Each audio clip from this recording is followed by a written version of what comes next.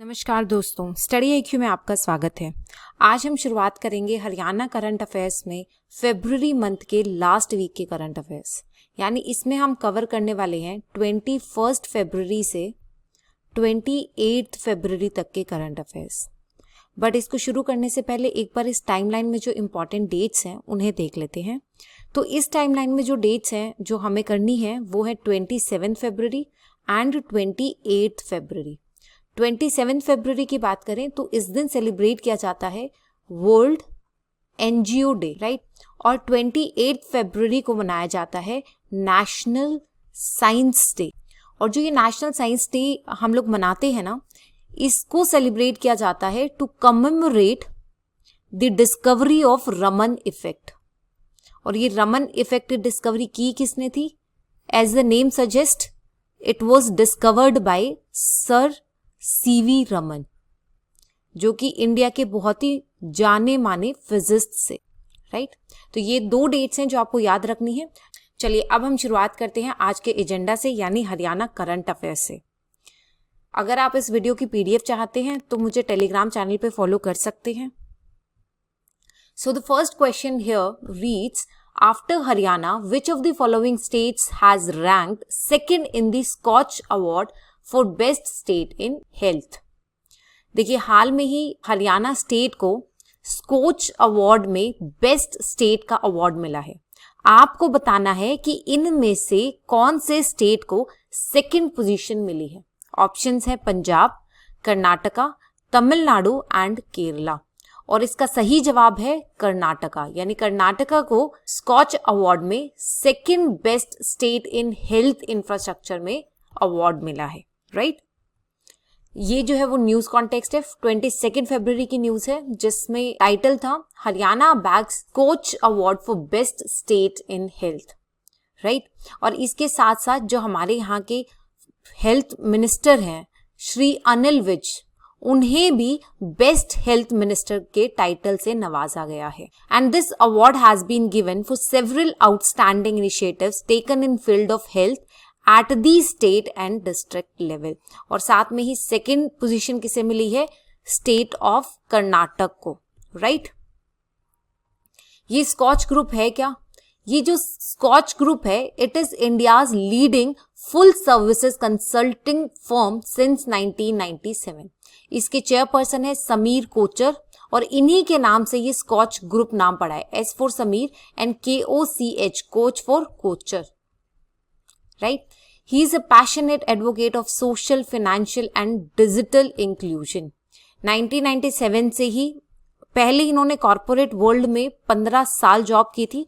उसके बाद ही became the development thinker and he came up with this group, Scotch Group.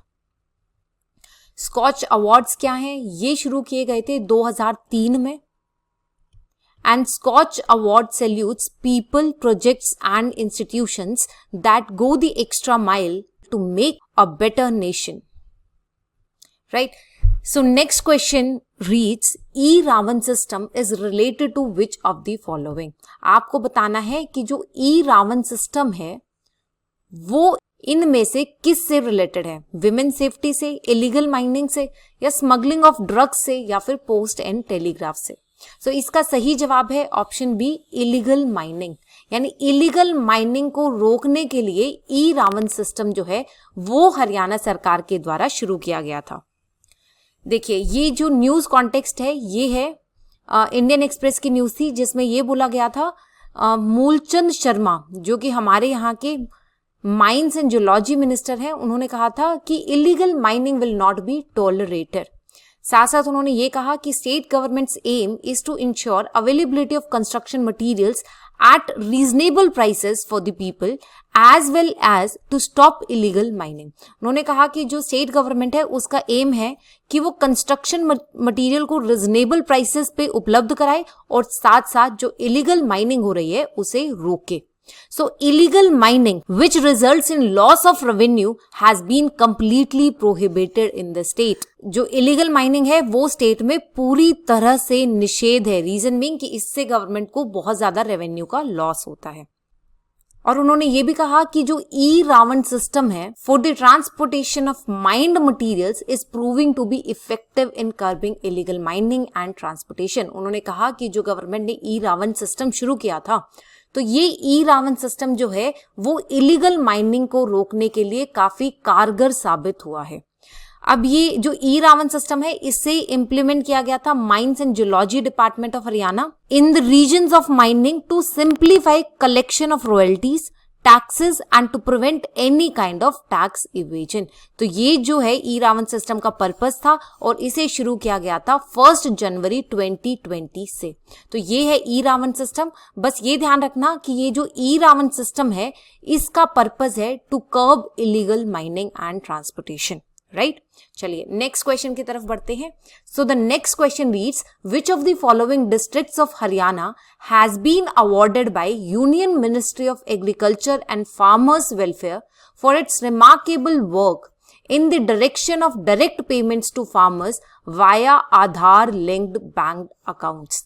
देखिए आपको बताना है कि हरियाणा के कौन से डिस्ट्रिक्ट को union ministry of agriculture and farmer welfare के द्वारा अवार्ड दिया गया है for the remarkable work in the direction of direct payment, जिन्होंने फार्मर्स को डायरेक्ट पेमेंट्स मुहैया करवाई है थ्रू आधार लिंक्ड बैंक अकाउंट्स।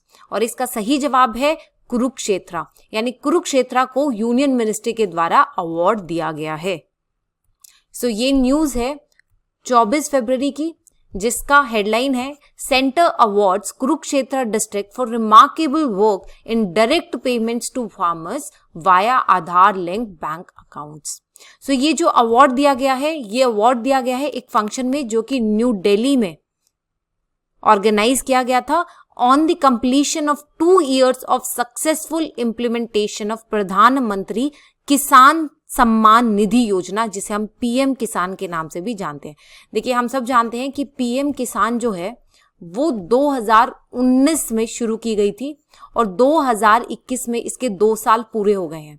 सो 2 साल पूरे होने के उपलक्ष्य में जो यूनियन मिनिस्ट्री ऑफ एग्रीकल्चर है उन्होंने कुरुक्षेत्र को अवार्ड दिया है, क्योंकि कुरुक्षेत्र ने बाकी सब डिस्ट्रिक्ट के कंपैरिजन में जो फार्मर्स को डायरेक्ट पेमेंट्स हैं उसमें काफी रिमार्केबल भूमिका निभाई है। एक बार पीएम किसान सम्मान योजना के बारे में जान लेते हैं, यानी पीएम किसान स्कीम जो है उसके बारे में जान लेते हैं। ये शुरू की गई थी 24 फरवरी 2019 में। प्लीज ये डेट याद रखना, this date is very important. इसकी इंप्लीमेंटिंग मिनिस्ट्री कौन सी है? Ministry of agriculture and farmers welfare. और ये पूरे देश में लागू की जाती है विद वन एक्सेप्शन। एक्सेप्शन क्या है? वेस्ट बंगाल। और वो भी यहाँ पर क्यों लागू नहीं होती? क्योंकि पीएम किसान के लाइंस पे यहाँ पर एक और स्कीम है, तो डुप्लीकेशन ऑफ वर्क ना हो इसलिए पीएम किसान जो है वो वेस्ट बंगाल में अभी लागू नहीं होती है। और पीएम किसान की बात करें तो ये सेंट्रल सेक्टर स्कीम है। सेंट्रल सेक्टर स्कीम का मतलब होता है कि जिसकी फंडिंग जो है 100% सेंटर से आती है, राइट। ऐसे ही अगर सेंट्रली स्पॉन्सर्ड स्कीम होती तो उसमें स्टेट और यूनियन के बीच में कुछ अरेंजमेंट होती, जैसे या तो 50-50 होता या 80-20 होता या फिर 60-40 होता। देखिए जो ये 60, 80 और 50 है ना, ये मैं यूनियन वाले पोर्शन की बात कर रही हूँ, राइट। और पीएम किसान में क्या होता है कि फंडिंग तो आती है सेंटर से, बट जो आइडेंटिफिकेशन ऑफ बेनिफिशियरीज है वो रिस्पॉन्सिबिलिटी होती है स्टेट या फिर यूटी की, right? So the entire responsibility of identification of beneficiary farmer families rests with state और UT governments, right? और इस स्कीम के अंतर्गत क्या किया जाता है? इस स्कीम के अंतर्गत जो सेंटर है वो फार्मर्स के बैंक अकाउंट्स में डायरेक्टली 6,000 रुपीज ट्रांसफर करते हैं हर साल। और ये 6,000 एकदम नहीं जाते हैं, बल्कि 3 इंस्टॉलमेंट्स में दिए जाते हैं। मतलब 2,000 एक बार, 2,000 एक बार और 2,000 एक बार, यानी 3 इंस्टॉलमेंट्स में हर साल 6,000 रुपए फार्मर्स के खाते में डायरेक्टली चले जाते हैं, राइट। और इसमें लैंड होल्डिंग के साइज की कोई भी लिमिटेशन नहीं है, यानी आपके पास लैंड होल्डिंग कितनी भी क्यों ना हो, और कितनी भी क्यों ना हो, बस आप फार्मर है ना, तो आपको ये जो 6,000 रुपीज है ये एंटाइटल्ड होंगे, राइट। तो ये है सब पीएम किसान स्कीम के बारे में, और ये जो स्कीम है ये काफी इंपॉर्टेंट है। चलिए नेक्स्ट क्वेश्चन की तरफ बढ़ते हैं। Next question reads, carrying the initiative of digital India mission, Haryana has become 16th state in the country to introduce paperless functioning of state legislative assembly. देखिए यहाँ आपको एक इंफॉर्मेशन दी गई है जो कि अपने आप में बहुत इंपॉर्टेंट इंफॉर्मेशन है, क्योंकि इससे भी सवाल बन सकता है, राइट। तो ये स्टेटमेंट कहती है कि डिजिटल इंडिया मिशन के अंतर्गत हरियाणा जो है वो 16वां स्टेट बन गया है जिसने अपनी स्टेट लेजिस्लेटिव फंक्शनिंग को पेपरलेस बना लिया है, राइट। तो ये जो रैंक है ना, इसे ध्यान रखना, Haryana is 16th in number. पर यहां पर जो मैंने सवाल बनाया है वो ये है कि आपको ये बताना है कि इनमें से कौन सा स्टेट जो है वो फर्स्ट था टू इंट्रोड्यूस ई विधानसभा, यानी ई विधानसभा शुरू करने वाला इंडिया का पहला स्टेट कौन सा था। ऑप्शंस है हिमाचल प्रदेश, सिक्किम, पंजाब या फिर आंध्र प्रदेश, और इसका सही जवाब है हिमाचल प्रदेश। देखिए सिक्किम जो है वो पहला ऑर्गेनिक स्टेट था, और हिमाचल प्रदेश जो है वो पहला state with E Vidhan Sabha, right. ये याद रखना, कभी कभी क्या होता है कि न्यूज में कुछ और होता है, पूछ कुछ और लिया जाता है, राइट। तो जो न्यूज में है वो भी आपको पता होना चाहिए, और इसके साथ साथ जो भी अटैचमेंट्स हो वो देख लिया करो, ताकि आप क्वेश्चंस को अपने लेवल पे अनुमान लगा सको, राइट। सो इसका सही जवाब हो गया हिमाचल प्रदेश। चलिए न्यूज कॉन्टेक्स्ट की बात करें तो 25 फरवरी की न्यूज है। इनफैक्ट मैंने आपको पहले ही बता दिया कि डिजिटल इंडिया मिशन के अंतर्गत हरियाणा जो है 16th स्टेट बन गया है जिसने अपनी स्टेट लेजिस्लेटिव असेंबली की फंक्शनिंग को पेपरलेस बना लिया है। और इसी डायरेक्शन में क्या हुआ है कि एक ट्राइपर्टाइट मेमोरेंडम ऑफ अंडरस्टैंडिंग साइन किया गया है। ट्राइपर्टाइट मतलब तीन पार्टीज कौन कौन सी है? एक तो है ministry of parliamentary affairs, Haryana government and Haryana legislative assembly for implementation of national e विधान एप्लीकेशन, जिसे नेवा भी कहते हैं। देखिए यहां पर ना मैंने एक तरफ बोला हरियाणा गवर्नमेंट और एक तरफ बोला हरियाणा लेजिस्लेटिव असेंबली, तो आपको ये दोनों चीजें समझ में आती है ना। देखो तीन ऑर्गन्स होते हैं गवर्नमेंट के, एक होता है लेजिस्लेटिव, एक होता है एग्जीक्यूटिव, एक होता है जुडिशरी। तो जुडिशरी जो है वो तो आप समझते हैं कोर्ट्स वाला होता है। फिर उसके बाद अगर मैं लेजिस्लेटिव और एग्जीक्यूटिव की बात करूं तो ये दोनों जो है एक दूसरे को रिस्पॉन्सिबल होते हैं। बेसिकली जो एग्जीक्यूटिव है वो लेजिस्लेटिव को रिस्पॉन्सिबल होता है, राइट। और जो एग्जीक्यूटिव है उसमें कौन आता है? उसमें सीएम भी आएगा, मिनिस्टर्स भी आएंगे। यानी बेसिकली जो हरियाणा गवर्नमेंट है ना वो एग्जीक्यूटिव का पार्ट है, राइट। और एग्जीक्यूटिव का पार्ट तो है ही, बट बीइंग एमएलएस वो लेजिस्लेटिव का भी पार्ट है, राइट। इसलिए इन्होंने यहां पे अलग अलग लिख दिया, Haryana government and Haryana legislative assembly. यानी हरियाणा गवर्नमेंट से मतलब है council of ministers headed by CM, right. और लेजिस्लेटिव असेंबली का मतलब है हमारे यहाँ के 90 एमएलएस, जिसमें ये जो लोग हैं वो भी इंक्लूडेड है, राइट। तो ये ट्राइपर्टाइट मेमोरेंडम ऑफ अंडरस्टैंडिंग साइन की गई है। और इस प्रोजेक्ट की जो एक्सपेंसेस हैं वो लगभग 20 करोड़ के होंगे, और ये एक्सपेंसेस जो है वो सेंटर और स्टेट के बीच में शेयर किए जाएंगे। यानी 60 पार्ट जो है वो सेंटर देगी और 40 पार्ट जो है वो स्टेट गवर्नमेंट देगी, right. So under this agreement, Union Ministry of Parliamentary Affairs will organize a 3-year training program for the officials of State Legislative Assembly and IT Cell. यानी जो Union Ministry of Parliamentary Affairs है वो 3 साल का एक training programme organise करेगी for the officials of state legislative assembly और साथ साथ IT सेल के मेंबर्स के लिए भी। देखिए क्योंकि अभी तक हिमाचल प्रदेश ही एक ऐसा स्टेट है जो कि पेपरलेस फंक्शनिंग में सक्सेसफुल है, इसलिए जो हरियाणा विधानसभा की टीम है वो शिमला जाएगी on 1st and 2nd March to know the functioning and proceedings of their legislative assembly. ये जो है ये कोऑपरेटिव फेडरलिज्म का बहुत अच्छा एग्जाम्पल है, जिसमें हमारे यहाँ के जो एमएलएज हैं वो शिमला जाएंगे ताकि वहां पर जो पेपरलेस फंक्शनिंग हो रही है स्टेट लेजिस्लेचर्स की वो जान सके और उसकी फंक्शनिंग को समझ सके, राइट। चलिए ये जो है हिमाचल प्रदेश जो है वो 2014 में पहला स्टेट बना था जिसकी असेंबली जो है वो कंप्लीटली पेपरलेस हो गई थी। So Himachal becomes first state with hitech assembly on August 4, 2014। ये मैंने सिर्फ आपके रेफरेंस के लिए डाला है ताकि आपको ध्यान रहे कि पहला स्टेट जो है वो हिमाचल प्रदेश था, right. So coming to the next question reads, the Tajewala and Hathni Kund barrage are located in which of the following districts of Haryana. देखिए, अगर आपको ये भी पता है कि यमुना नदी जो है वो कहाँ से निकलती है और उसका मेजर चंक किस डिस्ट्रिक्ट में है, तो भी आप इस सवाल का सही जवाब दे देंगे। और ये जो बैराज है हथनी कुंड और ताजेवाला, ये है यमुनानगर डिस्ट्रिक्ट में। So answer is option A. So ये न्यूज का कॉन्टेक्स्ट था, आप इसे देख लेना।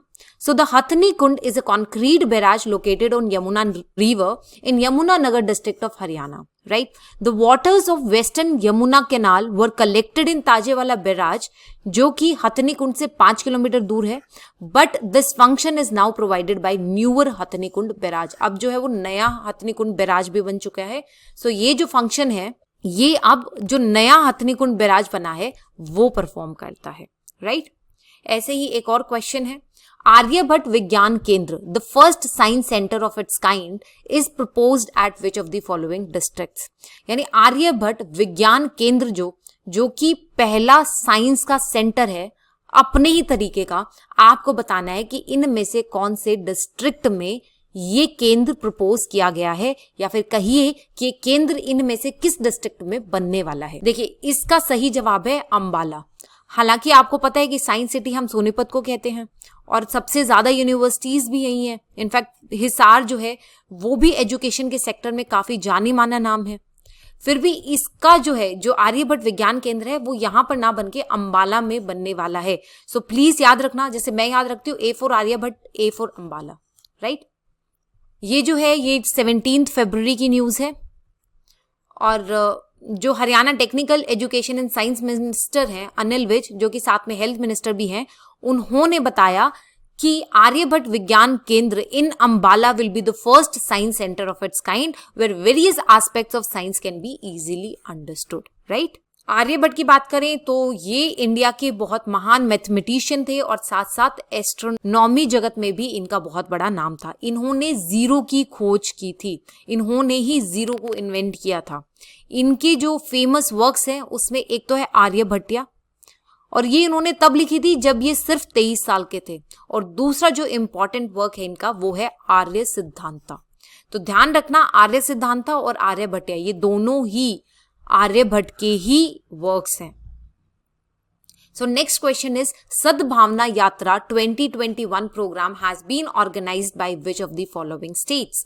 जो सद्भावना यात्रा है 2021 की, वो इनमें से कौन से स्टेट द्वारा ऑर्गेनाइज की गई है। देखिए, ये जो है वो नेशनल का क्वेश्चन नहीं है, ये स्टेट का ही क्वेश्चन है। ये आप अभी इसका जब कॉन्टेक्स्ट जानेंगे ना तब समझ जाएंगे, राइट। और इसका सही जवाब है B, Tripura.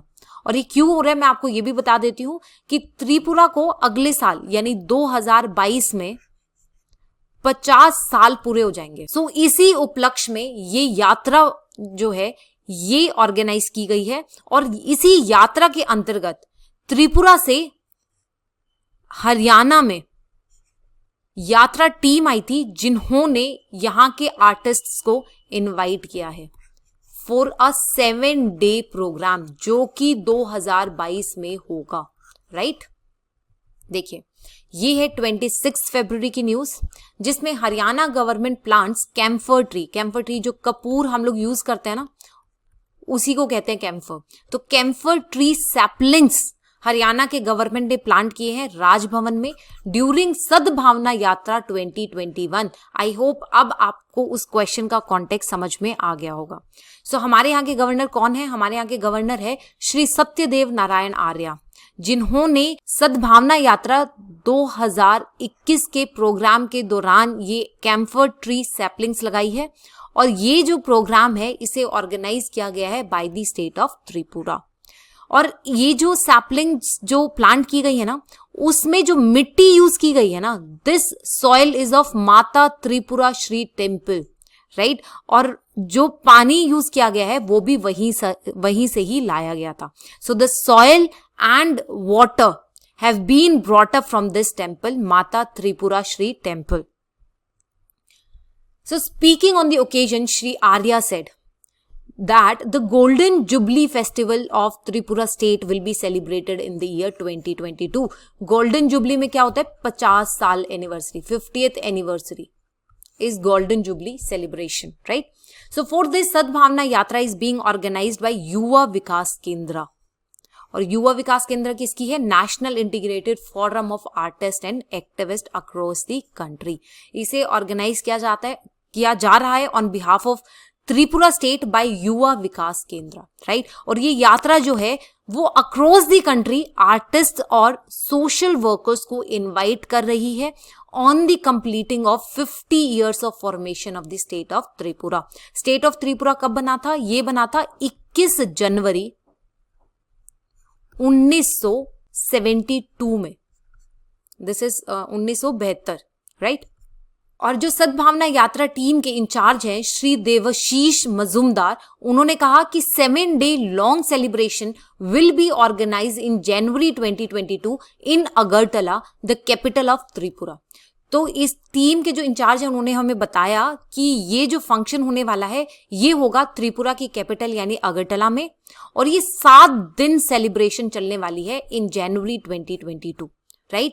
The Yatra team is working to spread awareness about preserving cultural heritage, national integration, women empowerment, child education and tree plantation in the country, and is also inviting artists from all the states of the country to give performances regarding the culture, art and on social welfare activities. तो ये जो है वो agenda है. वो चाहते हैं कि डिफरेंट स्टेट्स से आर्टिस्ट आए और वो इस फंक्शन में अपने कल्चर, आर्ट और उनके जो सोशल वेलफेयर एक्टिविटीज हैं उनसे रिलेटेड यहां पर परफॉर्मेंसेस दे. अब तक ये टीम जो है वो 12 स्टेट्स में विजिट कर चुकी है और इस टीम ने हमारे गवर्नर को मेंटो भी प्रेजेंट किया है, राइट. एक बार त्रिपुरा स्टेट के बारे में जान लेते हैं. त्रिपुरा जो है वो हिली स्टेट है, नॉर्थ ईस्टर्न इंडिया में है और ये 3 साइड से बांग्लादेश के साथ बाउंड्री शेयर करता है. देखिए अगर मैं नॉर्थ ईस्ट का मैप बनाऊं, ये हो गया सिक्किम, ये हमारी चिकन नेक कॉरिडोर, यहां से ये है बांग्लादेश, ऐसे है, राइट. तो ये यहां पर त्रिपुरा है जो कि 3 साइड से बांग्लादेश से घिरा हुआ है. यहां से बांग्लादेश, यहां से बांग्लादेश, यहां से Bangladesh, right. And it is home to a diverse mix of tribal cultures and religious groups. देखिए इसका फॉर्मेशन जो है जब ये स्टार्टिंग में बना था 1956 में, उस टाइम पे त्रिपुरा जो है वो यूनियन टेरिटरी थी. बट 1971 के दौरान क्या हुआ कि बांग्लादेश से त्रिपुरा में काफी सारे रिफ्यूजीज आ रहे थे. ये सिर्फ त्रिपुरा में नहीं बल्कि वेस्ट बंगाल में भी आ रहे थे, असम में भी आ रहे थे. तो बहुत ज्यादा इन्फ्लक्स था रिफ्यूजीज का, जिसकी वजह से 1972 में इंडियन गवर्नमेंट ने नॉर्थ ईस्ट के जो स्टेट्स है ना उनको रीऑर्गेनाइज किया था और ऑन 21 जनवरी 1972 3 नए स्टेट्स आए थे, मेघालय, मणिपुर एंड त्रिपुरा. इसलिए जो त्रिपुरा बना था वो बना था 21 जनवरी 1972 में, right. So this is the information. After the formation of Bangladesh in 1971, the Indian government reorganized the northeastern region to ensure effective control of the international borders. 3 new states came into existence on 21st January 1972, Meghalaya, Manipur and Tripura. So Tripura was formed on 21st January 1972. So इसके साथ हमारी ये video समाप्त होती है. Thank you and stay tuned.